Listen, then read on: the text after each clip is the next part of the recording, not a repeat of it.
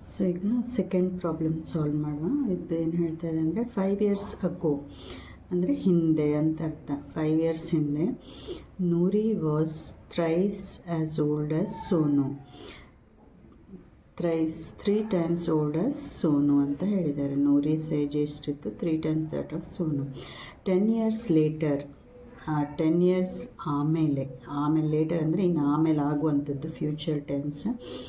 Noori will be twice old as Sonu. So Noori ಏನಾಗ್ತಾರೆ? Twice that as Sonu age ಬರುತ್ತೆ. How old are Noori and Sonu? So ಈಗ ನೂರಿ ಮತ್ತು ಸೋನುವಿನ present age ಕಂಡುಹಿಡಿಬೇಕು.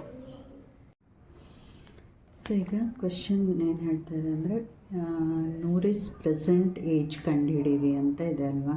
ಸೊ ಈಗ ಫಸ್ಟಿಗೆ ನಾವು ಏನು ಬರ್ಕೊಳ್ಳೋ, let Noori's present age be x ಅಂತ. ನೂರಿ ಮತ್ತು ಸೋನೋದು ಪ್ರೆಸೆಂಟ್ ಏಜ್ ಕಂಡುಹಿಡಿಬೇಕು.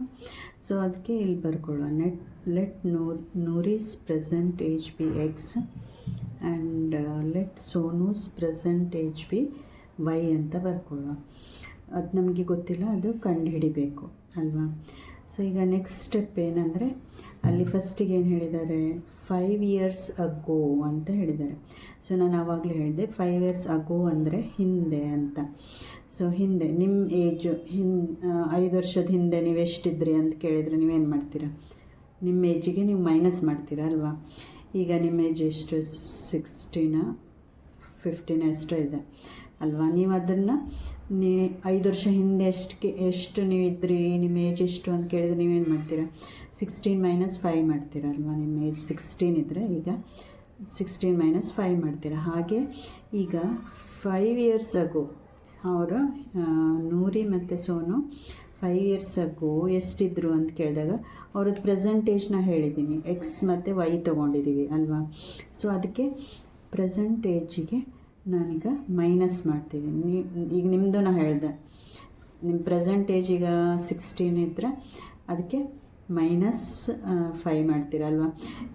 ನೀವು 5 ವರ್ಷ ಹಿಂದೆ ಎಷ್ಟು ಏಜ್ ಇತ್ತು ಅಂತ ಕೇಳಿದರೆ ನೀವೇನು ಮಾಡ್ತೀರಾ? ಮೈನಸ್ ಮಾಡ್ತೀರಲ್ವ. ನಿಮ್ಮ ಏಜಿಗೆ 5 ವರ್ಷ ಮೈನಸ್ ಮಾಡಿ ಹೇಳ್ತೀರ.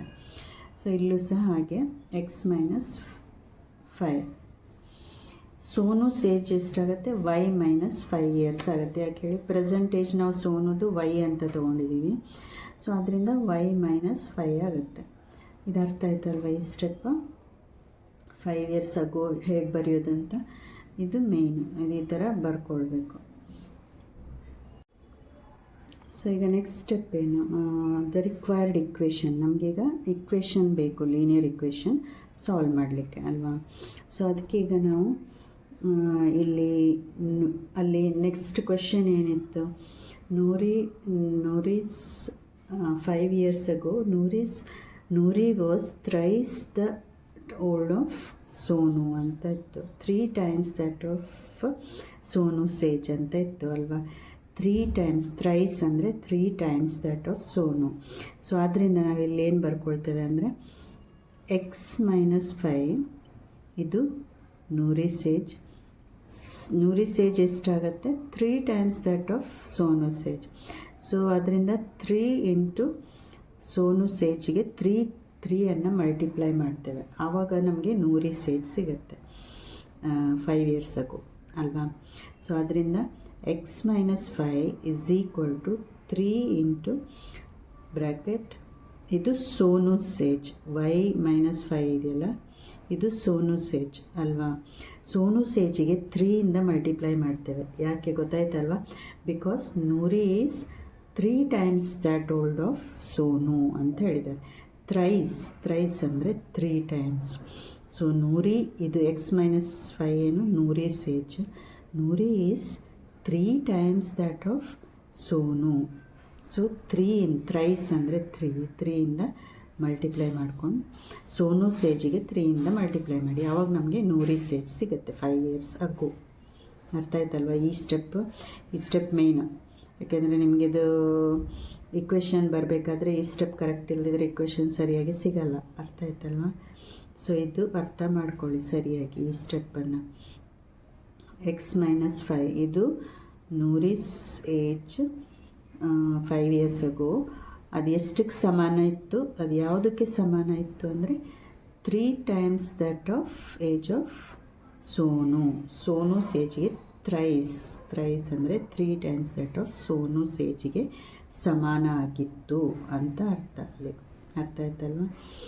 ಸೊ ಈಗ ನೆಕ್ಸ್ಟ್ ಸ್ಟೆಪ್ ಇದು ಅರ್ಥ ಆಯ್ತಲ್ವ. ಈ ಸ್ಟೆಪ್ಪು ನೆಕ್ಸ್ಟ್ ಸ್ಟೆಪ್ಪು x - 5 ಹಾಗೆ ಇರುತ್ತೆ ಈಸ್ ಈಕ್ವಲ್ ಟು 3 × y. ಈಗ ಇದನ್ನು ಮಲ್ಟಿಪ್ಲೈ ಮಾಡ್ಕೊಂಡು ಹೋಗಿ. ಈಗ ಬ್ರ್ಯಾಕೆಟಿಗೆ ಬ್ರ್ಯಾಕೆಟನ್ನು ತೆಗಿಬೇಕಾದ್ರೆ ಇದಕ್ಕೆ ಮಲ್ಟಿಪ್ಲೈ ಮಾಡಬೇಕಲ್ವ. ಹೊರಗೆ ಇರೋದನ್ನು ಬ್ರ್ಯಾಕೆಟಿಗೆ ಮಲ್ಟಿಪ್ಲೈ ಮಾಡ್ತೇವೆ. 3 × y is 3y, minus plus into minus is minus, 3 × 5 = 15 ಹಾಗೆ ಬರ್ಕೋತೇವೆ. ಅರ್ಥ ಆಯ್ತಲ್ಲ. ಸೊ ಇದಾದಮೇಲೆ ಈಗ ನೆಕ್ಸ್ಟ್ ಸ್ಟೆಪ್ ಏನು, ಎಕ್ಸ್ ಹಾಗೆ ಬರ್ಕೋತೇವೆ. ಇದು 3 x ಹಾಗೆ ಇರುತ್ತೆ. 3y ಇಲ್ಲಿ ಪ್ಲಸ್ 3y ಇದ್ದಿದ್ದು ಈಚೆ ಬಂದಾಗ ಏನಾಗುತ್ತೆ -3y ಆಯಿತು. ಇಸ್ ಈಕ್ವಲ್ ಟು ಇದು -15 ಹಾಗೆ ಇರುತ್ತೆ. ಆಮೇಲೆ ಇಲ್ಲಿ -5 ಇದ್ದಿದ್ದು ಈಚೆ ಬಂದರೆ ಏನಾಯಿತು, ಅದು +5 ಆಯಿತು ಅಲ್ವಾ. ಸೊ ಇಲ್ಲಿ -15 + 5. ಸೊ ನೆಕ್ಸ್ಟ್ ಸ್ಟೆಪ್ ಏನು, x - 3y is equal to plus into minus is minus, 15 - 5 is 10 ಅಲ್ವಾ. ಸೊ ಈಗ ಗ್ರೇಟರ್ ಸಿಂಬಲ್ ಏನು, 15ಗೆ ಮೈನಸ್ ಅಂತ ಇದೆ. ಸೊ ಇಲ್ಲಿ ಮೈನಸ್ ಅಂತ ಬಂತು. ಅರ್ಥ ಆಯ್ತಲ್ವ. ಸೊ ಈಗ ನಮಗೆ ಫಸ್ಟ್ ಈಕ್ವೇಷನ್ ಸಿಕ್ಕಿದೆ. ಏನದು, x - 3y is equal to -10. ಇದು ನಮ್ಮ ಈಕ್ವೇಷನ್ 1. ಸೊ ನೆಕ್ಸ್ಟ್ ಏನಿದೆ ಅಲ್ಲಿ ಕ್ವೆಶನಲ್ಲಿ, ಆಫ್ಟರ್ 10 years ಅಂತ ಇದೆ ಅಲ್ವಾ. 10 years ಲೇಟರ್ ಅಂತಿದೆ. 10 years ಲೇಟರ್ ಅಂದಾಗ, ಲೇಟರ್ ಅಂದರೆ ಆಫ್ಟರ್ ಅಂತ, ಅಂದರೆ ಮುಂದೆ. ಈಗ ನಿಮ್ಮ ಏಜು 16 ಇದೆ ಅಂದೆ, 10 years ಆಮೇಲೆ ನಿಮ್ಮ ಏಜ್ ಎಷ್ಟಾಗುತ್ತೆ ಕೇಳಿದರೆ ನೀವೇನು ಮಾಡಿದ್ದೀರ, ಆ್ಯಡ್ ಮಾಡ್ತೀರಲ್ವ, ನಿಮ್ಮ ಏಜಿಗೆ ಆ್ಯಡ್ ಮಾಡ್ತೀರ. ಸೊ ಇಲ್ಲೂ ನಾನೀಗ ಹಾಗೆ ಮಾಡಿದ್ದೀನಿ. ನೂರಿಸ್ ಏಜ್ ಎಕ್ಸ್ ಅಂತ ತೊಗೊಂಡಿದ್ದೀವಲ್ವ ನಾವು. 10 years ಆಮೇಲೆ ಅಂದರೆ ನಾವು ಆ್ಯಡ್ ಮಾಡ್ತೀವಿ. ನಿಮ್ಮ ಏಜ್ 16 ಇದ್ದರೆ 10 years ಆದಮೇಲೆ ನಿಮ್ಮ ಏಜ್ ಎಷ್ಟಾಗುತ್ತೆ ಅಂತ ಕೇಳಿದರೆ ನೀವು 16 + 10 ಮಾಡ್ತೀರ ಅಲ್ವಾ. ಇಲ್ಲೂ ಹಾಗೆ ನೂರಿಸ್ ಏಜ್ ನಾವು 10 ಅಂತ ಅಲ್ಲ ಎಕ್ಸ್ ಅಂತ ತೊಗೊಂಡಿದ್ದೀವಿ. ಅದಕ್ಕೆ 10 years ಆಫ್ಟರ್ ಎಷ್ಟಾಗುತ್ತೆ, +10 ಆಗುತ್ತೆ. x + 10 years ಆಯಿತು ಅಲ್ವಾ. ಸೊ ಹಾಗೆ ಸೋನೂಸ್ ಏಜ್ ನಾವೇನಂತ ತೊಗೊಂಡಿದ್ವಿ, y ಅಂತ ತೊಗೊಂಡಿದ್ವಿ. ಹಾಗೆ ಆಫ್ಟರ್ 10 years ಆದಮೇಲೆ ಎಷ್ಟಾಗುತ್ತೆ, +10 ಮಾಡ್ತೇವೆ. 10 years ಆದಮೇಲೆ ಎಷ್ಟಾಗುತ್ತೆ, y + 10 ಆಗುತ್ತೆ. ಇದು ಅರ್ಥ ಆಯ್ತಲ್ವ, ಯಾಕೆ x + 10 y + 10 ಬಂತು ಅಂತ. ಇದು ನೂರಿಸ್ ಏಜ್ ಎಕ್ಸ್ ತೊಗೊಂಡಿದ್ವಿ, ಸೋನೂಸ್ ಏಜ್ y ತೊಗೊಂಡಿದ್ವಿ. ಆಫ್ಟರ್ ಅಂದರೆ ಆಮೇಲೆ, 10 years ಆದಮೇಲೆ ಎಷ್ಟಾಗುತ್ತೆ ಅಂದಾಗ ಪ್ಲಸ್ ಮಾಡ್ತೀವಿ. ಇಷ್ಟು ಅರ್ಥ ಆಯ್ತಲ್ವ. ಸೊ ಈಗ ನಮಗೆ ರಿಕ್ವೈರ್ಡ್ ಈಕ್ವೇಷನ್ ಏನು. ಸೊ ಈಗ ಸಾಲ್ವ್ ಮಾಡಲಿಕ್ಕೆ 1 pair ಆಫ್ ಲೀನಿಯರ್ ಇಕ್ವೇಷನ್ ಸಿಕ್ಕಿದೆ, ಅನದರ್ ಒಂದು ಸಿಕ್ಕಿದೆ, ಇನ್ನೊಂದು ಬೇಕು. ಟೋಟಲಿ 1 pair ಬೇಕು ಅಲ್ವಾ. ಸೊ ಅದರಿಂದ ಇನ್ನೊಂದು ಇಕ್ವೇಷನ್, ಈಗ ರಿಕ್ವೈರ್ಡ್ ಇಕ್ವೇಷನ್ ಏನಂತ ನೋಡುವ. ಸೊ ಈಗ ಅಲ್ಲಿ ಏನು ಹೇಳಿದ್ದಾರೆ ಅಂದರೆ, Noori's age will be twice the old of Sonu ಅಂತ ಹೇಳಿದ್ದಾರೆ. ಆಫ್ಟರ್ 10 years ಲೇಟರ್, 10 years ಆದಮೇಲೆ ನೂರಿಸ್ ಏಜ್ ಎಷ್ಟಾಗುತ್ತೆ, twice the age of Sonu ಅಂತ ಹೇಳಿದ್ದಾರೆ. ಸೊ ಅದರಿಂದ ನಾವಿಲ್ಲಿ ನೂರಿಸ್ ಏಜ್ ಎಷ್ಟಿದೆ, x + 10 ಇದೆ. ಇಲ್ಲಿ ಬರೆದಿದ್ದೀನಲ್ಲ, ನೂರಿಸ್ ಏಜ್ ಆಫ್ಟರ್ 10 years x + 10 ಇದೆ. ಸೊ ಈ x + 10 ಹಾಗೆ ಬರ್ಕೊಳ್ಳಿ, is equal to twice that of Sonu's age. 2 times twice ಅಂದ್ರೇನು, 2 times that of Sonu's age. 2 × Sonu's age ಎಷ್ಟು, y + 10. ಇದನ್ನು ಹಾಗೆ ಬರೆದಿದ್ದೀನಿ, y + 10. 2 times that of Sonu's age. Noori's age is twice that of Sonu's age ಅಂತ ಹೇಳಿದ್ದಾರೆ. ಅರ್ಥ ಆಯ್ತಲ್ವ ಈ ಸ್ಟೆಪ್. ಸೊ ಇದು ಸರಿಯಾಗಿ ಅರ್ಥ ಮಾಡ್ಕೊಳ್ಳಿ. ಸೊ ಅದಾದಮೇಲೆ ಈಗ ನೆಕ್ಸ್ಟ್ ಏನು, x + 10 ಇಸ್ ಈಕ್ವಲ್ ಟು, ಈಗ ಅದನ್ನು ನಾನು ಹೇಳಿದಾಗೆ ಬ್ರ್ಯಾಕೆಟ್ ತೆಗಿಬೇಕಾದ್ರೆ ಮಲ್ಟಿಪ್ಲೈ ಮಾಡ್ಕೊಂಡು ಹೋಗಬೇಕು ಹೊರಗಿದ್ದಕ್ಕೆ. ಸೊ ಇಲ್ಲಿ ಹೊರಗಡೆ ಯಾವುದಿದೆ, 2 ಇದೆ, 2 into y is 2y, 2 plus into plus is plus, 2 into 10 is 20 ಅಲ್ವಾ, 2 10s 20. ಸೊ ಈಗ ಇಷ್ಟು ಸಿಕ್ತು. ಈಗ ನೆಕ್ಸ್ಟ್ ಈಗ ವೈಯನ್ನು ಈಚೆ ತರುವ. ಎಕ್ಸ್ ಈಗ 2y ಇಲ್ಲಿ ಪ್ಲಸ್ ಇದೆ, ಈಚೆ ಬಂದರೆ ಏನಾಯಿತು -2y ಆಯಿತು, ಇಸ್ ಈಕ್ವಲ್ ಟು ಇದು 20 ಹಾಗೆ ಇರುತ್ತೆ, +10 ಇರೋದು ಈಚೆ ಬಂದರೆ ಏನಾಯಿತು -10 ಆಯಿತು ಅಲ್ವಾ. ಸೊ -10 ಆದಮೇಲೆ ಈಗ ಈಚೆಗೆ ಎಕ್ಸ್ -2y ಹಾಗೆ ಇದೆ, is equal to plus into minus is minus, 20 - 10 is 10 ಅಲ್ವಾ. ಸೊ ಈಗ ನಮ್ಮದು ಇಕ್ವೇಷನ್ 2 ಸಿಕ್ಕಿದೆ. X -2y is equal to 10, ಇದು ನಮ್ಮ ಇಕ್ವೇಷನ್ 2. ಸೊ ಈಗ ಇಕ್ವೇಷನ್ 1 ಮತ್ತು ಇಕ್ವೇಷನ್ 2 ಸಿಕ್ಕಿದೆ ಅಲ್ವಾ. ಇಕ್ವೇಷನ್ 1 ಮತ್ತು ಇಕ್ವೇಷನ್ 2 ಸಿಕ್ಕಿದ ಮೇಲೆ ಅದನ್ನು ಈ ಥರ ಬರ್ಕೊಳ್ಳಿ. X -3y is equal to -10, x -2y is equal to 10 ಅಂತ ಬರ್ಕೋತೀರ. ಈ ಥರ ಬರ್ಕೊಂಡಾದ್ಮೇಲೆ ಈಗ ನಾವು ನೋಡಬೇಕು ಇದರಲ್ಲಿ ಡೈರೆಕ್ಟಾಗಿ ಕ್ಯಾನ್ಸಲ್ ಆಗುತ್ತಾ ಅಥವಾ ಮಲ್ಟಿಪ್ಲೈ ಮಾಡಲಿಕ್ಕಿದೆಯಾ ಅಂತ ನೋಡಬೇಕು. ಸೊ ಇಲ್ಲಿ ಡೈರೆಕ್ಟಾಗಿ ಇದು ಕ್ಯಾನ್ಸಲ್ ಆಗುತ್ತೆ ಅಲ್ವಾ, ಸೇಮ್ ಇದ್ದಾಗ ಕ್ಯಾನ್ಸಲ್ ಆಗುತ್ತೆ. ಇಲ್ಲಿ ಎಕ್ಸ್ ಇದೆ, 1x ಅಂತಿದೆ ಅಲ್ವಾ. ಸೊ ಇದನ್ನು ಕ್ಯಾನ್ಸಲ್ ಮಾಡ್ಬೋದು. ಇಲ್ಲಿ ಎಕ್ಸ್ ಹೋಗುತ್ತೆ, ನಾನು ಹೇಳಿದ್ದೀನಿ ಎಕ್ಸ್ ಅಥವಾ ವೈ ಕ್ಯಾನ್ಸಲ್ ಆಗಬೇಕು. ಇದನ್ನು ಕ್ಯಾನ್ಸಲ್ ಮಾಡಿ ಏನು ಯೂಸ್ ಇಲ್ಲ, ಇದು ಆ್ಯಕ್ಚುಲಿ ಕ್ಯಾನ್ಸಲ್ ಆಗುತ್ತೆ ಆದರೆ ಯೂಸ್ ಇಲ್ಲ. ಎಕ್ಸ್ ಅಥವಾ ವೈ ಕ್ಯಾನ್ಸಲ್ ಆಗಬೇಕು, ಅರ್ಥ ಆಯ್ತಲ್ವ. ಸೊ ಇಲ್ಲಿ ಇದು ಕ್ಯಾನ್ಸಲ್ ಆಗುತ್ತೆ, ಆದರೆ ಇಲ್ಲಿ ಸಿಂಬಲ್ ಎರಡಕ್ಕೂ ಪ್ಲಸ್ ಅಂತ ಇದೆ ಅಲ್ವಾ. ಇಲ್ಲಿ ಪ್ಲಸ್ ಇದೆ, ಪ್ಲಸ್ ಇದ್ದರೆ ಇದು ಆ್ಯಡ್ ಆಗುತ್ತೆ, ಕ್ಯಾನ್ಸಲ್ ಆಗೋದಿಲ್ಲ. ಹಾಗಾಗ್ಲಿಕ್ಕೆ ಹೋಗಿ ನಾವಿಲ್ಲಿ ಸಿಂಬಲ್ಸ್ ಚೇಂಜ್ ಮಾಡ್ತೇವೆ. ಇಲ್ಲಿ ಒಂದು ವೇಳೆ ಮೈನಸ್ ಇತ್ತು ಅಂದರೆ ಇದು ಎಕ್ಸ್ ಇದು -x ಇತ್ತು ಅಂದರೆ ನೀವು ಅವಾಗ ಸಿಂಬಲ್ಸ್ ಚೇಂಜ್ ಮಾಡೋದು ಬೇಡ, ಅರ್ಥ ಆಯ್ತಲ್ವ. ಡೈರೆಕ್ಟಾಗಿ ಪ್ರಾಬ್ಲಮ್ ಸಾಲ್ವ್ ಮಾಡಿದರೆ ಆಯಿತು. ಇಲ್ಲಿ ಹಾಗಲ್ಲ, ಇಲ್ಲಿ x ಇದೆ ಆದರೆ ಎರಡೂ ಸಹ ಪ್ಲಸ್ ಇದೆ, ಎರಡೂ ಸಹ ಪ್ಲಸ್ ಇದ್ದಾಗ ಕ್ಯಾನ್ಸಲ್ ಆಗಲ್ಲ, ಆ್ಯಡ್ ಆಗುತ್ತೆ. ಸೊ ಆದ್ದರಿಂದ ಸಿಂಬಲ್ ಚೇಂಜ್ ಮಾಡಬೇಕಾಗತ್ತೆ ಇಲ್ಲಿ, ಅರ್ಥ ಆಯ್ತಲ್ವ. ಇಲ್ಲಿ ಮೈನಸ್ ಇದ್ದರೆ ಸಿಂಬಲ್ಸ್ ಚೇಂಜ್ ಮಾಡೋದು ಬೇಡ, ಓಕೆನಾ. ಸೊ ಈಗ ಇಲ್ಲಿ ಎರಡು ಪ್ಲಸ್ ಇರೋದ್ರಿಂದ ನಾವು ಸಿಂಬಲ್ಸ್ ಚೇಂಜ್ ಮಾಡ್ತೇವೆ. ಇದು ಪ್ಲಸ್ ಇದ್ದಿದ್ದು ಮೈನಸ್ ಆಗುತ್ತೆ. ಇದು ಸಿಂಬಲ್ಸ್ ಚೇಂಜ್ ಮಾಡುವಾಗ ಹೋಲಾಗಿ ಸಿಂಬಲ್ಸ್ ಚೇಂಜ್ ಮಾಡಬೇಕು, ಒಂದಕ್ಕೆ ಸಿಂಬಲ್ ಚೇಂಜ್ ಮಾಡೋದಲ್ಲ, ಯಾಕೆಂದರೆ ಈಕ್ವೇಷನ್ ತಪ್ಪಾಗತ್ತೆ ಆಮೇಲಲ್ಲಿ, ಅರ್ಥ ಆಯ್ತಾ.